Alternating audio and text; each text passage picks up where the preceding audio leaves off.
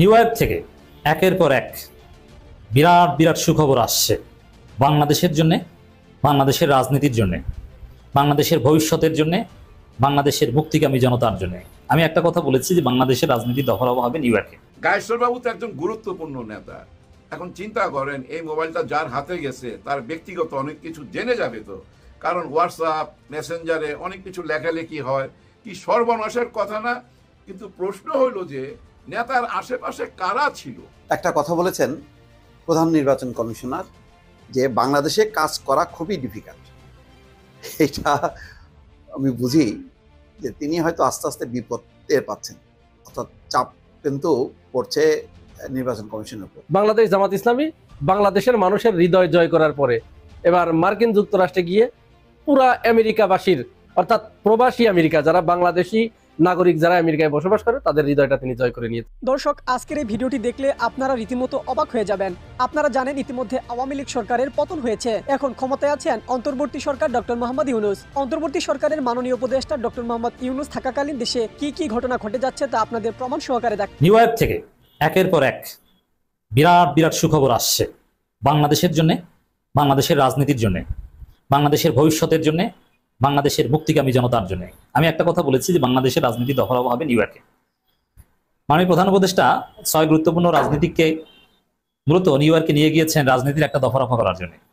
তো দর্শক, সেই দফারফা হচ্ছে, চলছে, সবাই নড়ে চড়ে বসেছে, পুরো রাজনীতি নড়ে চড়ে বসেছে, বৈঠক আচার বিভিন্ন সমীকরণ চলছে নিউ ইয়র্কে। কিন্তু বাংলাদেশে প্রফেসর ইউনূস সরকারি যারা আছে তারাও নড়ে চড়ে বসেছে। নিউ ইয়র্কের আউটকামের উপর ভিত্তি করে তারাও এদিকে বিভিন্ন নড়াচড়া শুরু করে দিয়েছে, বিভিন্ন প্রেস রিলিজ দেওয়া শুরু করে দিয়েছে। আমি এরকম কিছু দেখাবো, ওভারঅল ভালো কিছু ঘটবে তার আলামত আমরা পাচ্ছি। নিউ ইয়র্কে যা হচ্ছে সবই সুখবর। কত শুনবেন, কয়েকটা দেই। প্রথমে আমার মূল আলোচনাটা শেষে আওয়ামী লীগের এক কর্মীর দাঁত ফেলে দিয়েছে বিএনপির এক কর্মী। এটা একটা মজার খবর, এটা ডেটারেন্স হিসাবে কাজ করবে। চালাকি করো মূর্খ কোথাকার আওয়ামী লীগের গান্ডু, তোর দল জীবনে বাংলাদেশের রাজনীতি করতে পারবে? তুই মূর্খ, তুই বিদেশে থাকো, টাকা পয়সা দেশে পাঠাবি, তুই রাজনীতি করো, তোর দল জীবনে কিছু করতে পারবে? ওটার কোনো ভবিষ্যৎ আছে? ওই যুগ শেষ, ওই চ্যাপ্টার, ওই সাইকেল শেষ। যারা আওয়ামী লীগের পেছনে এখনো ঘোরে এদের চাইতে মূর্খ, অশিক্ষিত, গান্ডু আসমানের নিচে জমিনের উপরে এখন আর নাই। এই আওয়ামী লীগের কোনো ভবিষ্যৎ নাই, গণহত্যাকারীদের আজীবনের মতো। বাংলাদেশ যতদিন থাকবে ততদিন পর্যন্ত আওয়ামী লীগ আর বাংলাদেশে ক্ষমতা আসা তো দূরের কথা, আওয়ামী লীগ বড় দল হয়ে উঠতে পারবে না। ওদের কোনো স্টেকই বাংলাদেশে থাকবে না। আওয়ামী লীগ মুক্ত একটা অধ্যায় আমরা প্রবেশ করেছি। এই দলের পেছনে গান্ডু এবং মূর্খ ছাড়া কেউ ঘুরে না। এখন ভালো লাগছে না? একবার দাঁত ফলাই দিছে, দাঁত পড়ে গেছে। ওরকম সামনে যারা এই বাড়াবাড়ি করতে যাবে, পিনাকি ভট্টাচার্য থিওরি দিয়েছে, দেখেন না যে এদের জন্য কি করণীয়? কিছু এই কুংফু কারাতে জানে, এদেরকে ভাড়া করে নিয়ে যেতে হবে, নারী এবং পুরুষ। এরপরে এরদোগানের বডিগার্ডরা যেরকম একবার এই কথিত বিক্ষোভকারী মব সৃষ্টিকারীদের একদম ধলাই দিয়েছিল, এমন ধলাই দিবে ওদের দাঁত ফেলে দিবে।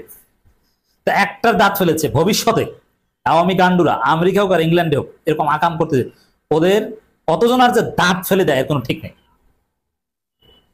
এটা একটা সুখবর, মজার। দ্বিতীয় হচ্ছে, আপনারা দেখেছেন ডাক্তার তাহেরকে ঘিরে যে উচ্ছ্বাস, মানে ওখানে আসলে যারা নিউ ইয়র্কে গিয়েছেন তাদের মধ্যে প্রধানমন্ত্রী কে, ডক্টর ইউনূস না ডাক্তার তাহের, মির্জা ফখরুল, বোঝা যায় না, মনে হয় দুজন ডাক্তার তাহের। সবচেয়ে বেশি উচ্ছ্বাস সাধারণ জনগণের বাংলাদেশি ডাক্তার তাহেরকে ঘিরে। দ্যাট মিন্স জামাত ইসলাম। গায়েশ্বর বাবু তো একজন গুরুত্বপূর্ণ নেতা। এখন চিন্তা করেন, এই মোবাইলটা যার হাতে গেছে তার ব্যক্তিগত অনেক কিছু জেনে যাবে তো, কারণ হোয়াটসঅ্যাপ মেসেঞ্জারে অনেক কিছু লেখালেখি হয়, কি সর্বনাশের কথা না? কিন্তু প্রশ্ন হইল যে নেতার আশেপাশে কারা ছিল? চোর, চোর ছিল ভাই নেতার আশেপাশে, নাইলে নেতার মোবাইল চুরি হয় কেমনে এত বডিগার্ড থাকতে? বুঝছেন ব্যাপারটা? এর মধ্যে আরো কি মজার ঘটনা ঘটছে জানেন? যে ডাক্তার সাবরিনা আছে না, একজন ডাক্তার সাবরিনা। এই ডাক্তার সাবরিনাকে তো আপনারা চিনছেন তাই না? আওয়ামী লীগের আমলে আওয়ামী লীগ করতো, এখন আবার বিএনপিতে ঢুকছে। এই সাবরিনা সময় পাইলেই কই যায় জানেন? জিয়াউর রহমানের ওই যে কবরস্থান আছে, জিয়া উদ্যান, ওইখানে চলে যায়, ওখানে শান্তি পায় আর কি। 2 দিন পর পরই যায়। আজকেও গেছিল, আজকে না গতকালকে বোধহয় গেছিল। বাস ছাত্র দলের পোলাপান সাইজ করে দিছে। সাইজ করা মানে হাত তোলা না, অপমান অপদস্থ করে ওইখান থেকে তাড়াইছে। না তারা কি করবে দেখেন, এদের এরকম ঢুইকা যায়। আরেকটা ভিডিও দেখলাম, অনেকগুলা মহিলা, সুন্দরী সুন্দরী মহিলা, ওনারা মুনাজাত করতেছে, আল্লাহর কাছে দোয়া চাইতেছে তারেক রহমানের জন্য। পাশে কিন্তু ওই যে গায়েশ্বর বাবু, উনিও মুনাজাত করতেছে। আমি চিন্তা করলাম উনি তো সনাতন ধর্মের মানুষ, উনিও কেন মুনাজাত করতেছে। তখন চিন্তা আসলো, ও সামনে তো নির্বাচন আসতেছে না, মুনাজাত তো ধরতেই হবে। উনি কিন্তু একটা মারাত্মক কথা কইছিল, জ্যোতিষী তো, পুরানা রাজনীতিবিদ তো, অনেক দূর পর্যন্ত দেখতে পায়। বলছিল কেয়ামত পর্যন্ত নাকি জামাত ইসলাম কোনোদিনই ক্ষমতায় আসতে পারবে না, কেয়ামত পর্যন্ত। বুঝছেন কত দূর দেখতে পায়, ভবিষ্যৎবাণী করতে পারে। আপনাদের যদি কারো কোনো ভবিষ্যতের ব্যাপারে জানার ইচ্ছা থাকে, ওনার সঙ্গে যোগাযোগ করতে পারেন। যাই হোক, দেখেন উনি যখন বলতেছে কেয়ামত পর্যন্ত ক্ষমতায় যাইতে পারবে না জামাত ইসলাম, ওই টাইমেই আমেরিকা থেকে একটা বিরাট সুখবর আসছে। আমেরিকানরা নাকি জামাত ইসলামকে ক্ষমতায় দেখতে চায়, এরকম একটা কথা কিন্তু ছড়ায় গেছে। ওরা 5টা গুণের কথা বলছে, এর মধ্যে সবচেয়ে বড় গুণ কি জানেন? যে ওরা শিক্ষিত। জামাত ইসলামের সবাই শিক্ষিত, ওরা বিজনেস মাইন্ডের। চিন্তা করেন, ওরা যে বিজনেস মাইন্ডের এটা তো আমরাও জানি। ওনাদের হাসপাতাল আছে, কলেজ আছে, স্কুল আছে, ব্যাংক আছে। ওরা বিজনেস মাইন্ডের, ওরা চান্দা তুইলা খায় না, ওরা বিজনেস থেকে যে টাকা পায় ওইটা দিয়েই চলে। আরেকটা কথা বলছে যে তালেবানদের মতো ওরা এতটা অন্ধ না, অনেক আধুনিক। জামাত ইসলাম দলটা অনেক আধুনিক। ভাই এত গুণগান কেন? কেন গুণগান? সবকিছুই চেঞ্জ হয়ে যাচ্ছে ভাই, সামনে আরো দেখবেন, সামনে আরো চেঞ্জ হইতে থাকবে। এর মধ্যে আপনারা দেখছেন চীন থেকে একদল প্রতিনিধি আসছে, তারা কিন্তু সরকারের কারোর সাথে দেখা করে নাই, কারণ সরকার তো বাংলাদেশই নাই, আমেরিকাতে এখন। ওরা কার সাথে দেখা করছে জানেন? ছাত্র শিবিরের সাথে মিটিং করছে, প্রেসের সামনে কথা বলছে। ওনারা ঢাকা বিশ্ববিদ্যালয় 2টা বিল্ডিং করতে চায়, ছাত্রবাস করতে চায়, আধুনিক ছাত্রবাস। চিন্তা করছেন কোন পর্যন্ত চলে গেছে? চীনের প্রতিনিধি আইসা ছাত্র শিবিরের সাথে মিটিং করে। এইভাবেই ভাই সারা বিশ্বে ছড়ায় যেতেছে। এই যে দেখছেন না আমেরিকাতে আজকে আব্দুল্লাহ তাহের সাহেবকে, গতকালকে দেখছেন না একটা ভিডিওতে আমেরিকায় আব্দুল্লাহ তাহের সাহেবকে স্টেজে একটা বিরাট সমাবেশ, সুধী সমাবেশ, সবাই আসছিল। সবচেয়ে গুরুত্বপূর্ণ ব্যাপার কি জানেন? ওইখানে আমাদের ইলিয়াস হোসেনও ছিল, উনিও দেখা করছে তাহের সাহেবের সাথে। একসাথে ওনারা দেখলাম বুক মিলাইতেছে, ছবি তুলতেছে। দেখছেন ব্যাপারটা? সব কিছু কিন্তু অন্যদিকে যাইতেছে। খুব খেয়াল করলে দেখবেন জামাত ইসলাম চারিদিকে ছড়ায় যাচ্ছে, দেশে বিদেশে। এবং বর্তমানে যে টক শো গুলা হয়, দেখবেন জামাত ছাড়া কোনো কথা হয় না। এর মধ্যে আমাদের ওই যে রুমিন ফারহানা, উনি তো ভালো বক্তা, উনি আবার একজন গবেষকও। উনি গবেষণা করে বাইর করছে 380টা মব হয়েছে বাংলাদেশে, 380টা মব হয়ে গেছে বাংলাদেশে। তখন পাশে থেকে এবি পার্টির বন্ধু সাহেব ওনাকে বলল, এই যে 380টা মব হয়েছে, এর মধ্যে বিএনপির কয়টা, ওইটা কি হিসাব করে বাইর করছেন? আসলে তো ভাই 380টার মধ্যে যায় দেখেন, যা 300টাই বিএনপির ছেলে পেলে করছে মব। আবার মব কিন্তু এখন একদম জায়েজ হয়ে গেছে, এটা এখন আমেরিকাতেও হইতাছে। আমেরিকার এক নেতা, ওই যে ওনার নাম বোধ আনোয়ার হোসেন, ওই নেতারে ভাই যেভাবে সাইজ করলো, আয় হায় হায়, ওই যে ব্যানার নিয়ে যায় না, ব্যানারের লাঠি দিয়ে পিটাইছে। ওনার টাই দেখলাম সামনে থেকে পিছনে চলে গেছে, উনি কাঁদতেছে, কাঁদতে কাঁদতে ওনার বউর কাছে এসে বিচার দিচ্ছে, আর তার বউ সমানে বিএনপির পোলাপানকে গালি দিতেছে। ভাই মজাই আর মজা। আরেক ছেলে কি করছে জানেন না? বিএনপির আরেকটারে এমন মাইট দিছে। একটা কথা বলেছেন প্রধান নির্বাচন কমিশনার, যে বাংলাদেশে কাজ করা খুবই ডিফিকাল্ট। এটা আমি বুঝি যে তিনি হয়তো আস্তে আস্তে বিপদ টের পাচ্ছেন, অর্থাৎ চাপ কিন্তু পড়ছে নির্বাচন কমিশনের উপর।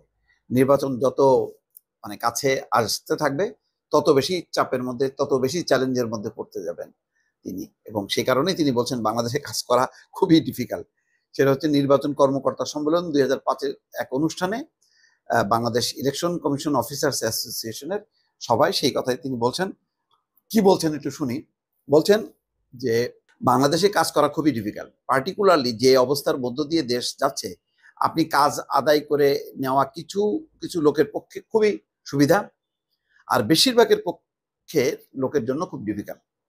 এই সিচুয়েশন এখন দেশে দাঁড়িয়েছে। তো কি এখন চ্যালেঞ্জ? যেমন ধরেন শাপলা নিয়ে একটা এনসিপির একটা অবস্থা, যে শাপলা প্রতীক দিতে হবে। নির্বাচন কমিশন বলছে এটা সম্ভব না। তারা বলেছে যে এটা গণতান্ত্রিক ঐক্য চেয়েছিল, অর্থাৎ মাহমুদুর রহমানের মান্নার দল, তাদেরকে দেওয়া হয়নি, এদেরকেও দেওয়া সম্ভব না। কেন দেওয়া হবে না এত বিস্তারিত ব্যাখ্যা দিতে চান না। আর অন্যদিকে এনসিপি বলছে যে না দিলে নির্বাচন কমিশন কিভাবে নির্বাচন করে দেখে নেব। তারপর বলছে নির্বাচন কমিশনের নিরপেক্ষতা নিয়ে প্রশ্ন উঠছে। এনসিপির অনেক বেশি আপত্তি নির্বাচন কমিশন নিয়ে, অথচ এই সরকার হচ্ছে তাদেরই সরকার, এই সরকারের অধীনেই এই নির্বাচন কমিশন গঠিত হয়েছে। তো যাই হোক, স্বার্থের ব্যাপার, স্বার্থে টান পড়লে তখন আর কেউ আপন থাকে না, তেমন হয়তো একটা অবস্থা। এদিকে গেল এইটা, আরেকটা হলো পিআর নির্বাচন, সেটা বারবার তারা বলছে যে এটা সংবিধান সংশোধনের ব্যাপার, এটা আমাদের ব্যাপার না। তো এটা হয়তো জামাত ইসলাম বোঝে, সেই কারণে নির্বাচন কমিশনের উপর তারা চাপাচাপি করছে না। কিন্তু সামনে বিষয়টা কি দাঁড়াবে? বিষয়টা দাঁড়াবে হচ্ছে নিরপেক্ষ নির্বাচন।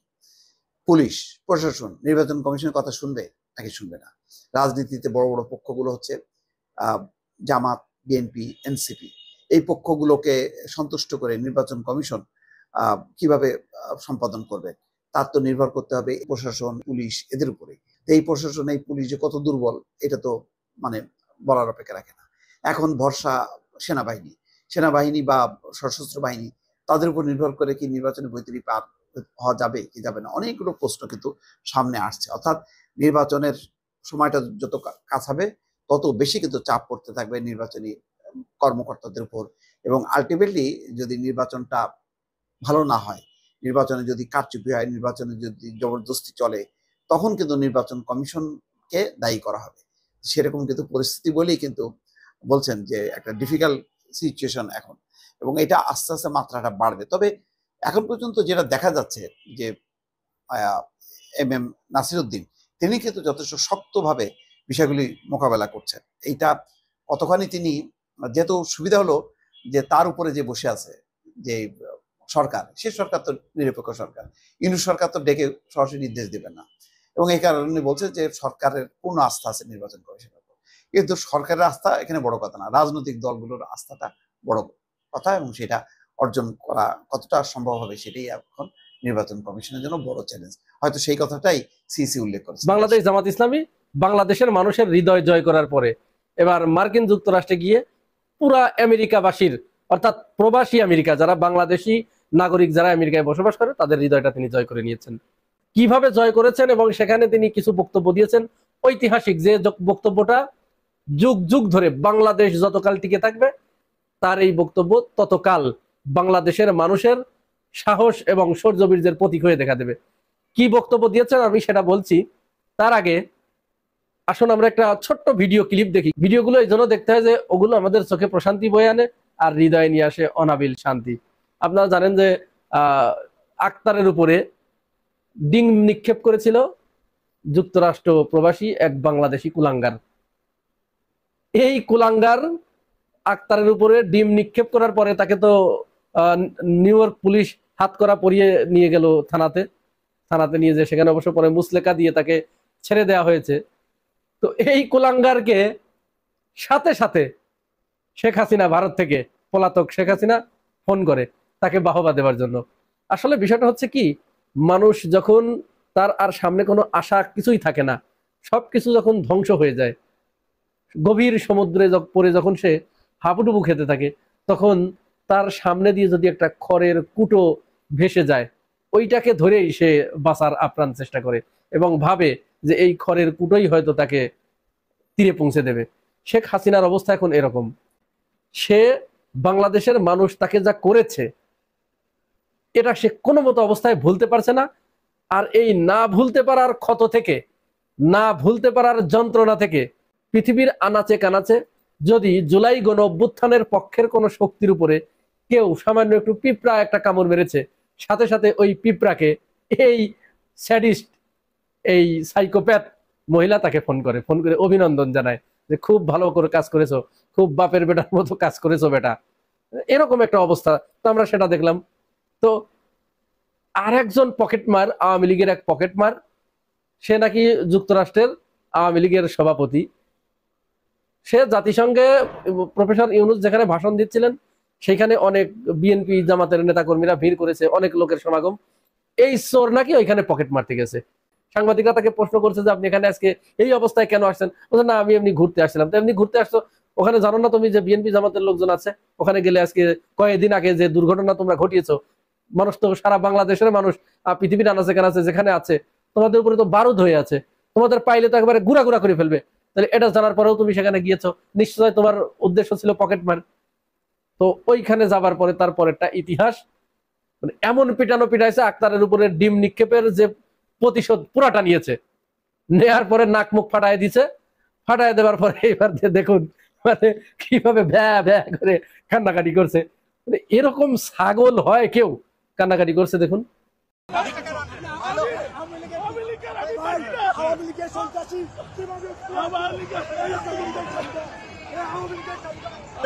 আমি আমেরিকা প্রেসিডেন্ট আমি যখন হাঁটি যাচ্ছিলাম ওরা আমাকে সবাই মিলে আমাকে আমি বুঝতে পারিনি বাংলাদেশের ফ্ল্যাগ ছিল আমার। তো তার এই কান্নাকাটির পরে যখন সে তার স্ত্রী আর এক পাশে দাঁড়িয়েছিল, তার সুন্দরী স্ত্রী ভদ্র মহিলার কাছে যখন সে গেছে, ভদ্র মহিলার যে এক্সপ্রেশন এবং মুখের যে ভাষা ছিল ওটা শেখ হাসিনার কাছ থেকে শেখা ভাষা আর কি, এবং আওয়ামী লীগের অপু উকিল টুকিল যারা ছিল এদের কাছ থেকে শেখা ভাষা সে সেখানে ব্যবহার করেছে। আপনারা সবাই শুনেছেন ওটি, আর আমি এই ইউটিউবের কমিউনিটি গাইডলাইনের কারণে আপনাদেরকে শোনাচ্ছি না, ও শোনানোর মতো ভাষাও নয়। এখন আমার প্রশ্ন, শেখ হাসিনা কি এই পকেট মারকে ফোন দিবেন? এখন কি ফোন দিয়ে বলবেন যে বাদান মারছে? দর্শক, সম্পূর্ণ ভিডিওটি দেখলেন, আশা করি বিষয়টি বুঝতে পেরেছেন। এই নিয়ে আপনার গুরুত্বপূর্ণ মন্তব্যটি অবশ্যই কমেন্ট বক্সে জানিয়ে দিবেন। ধন্যবাদ।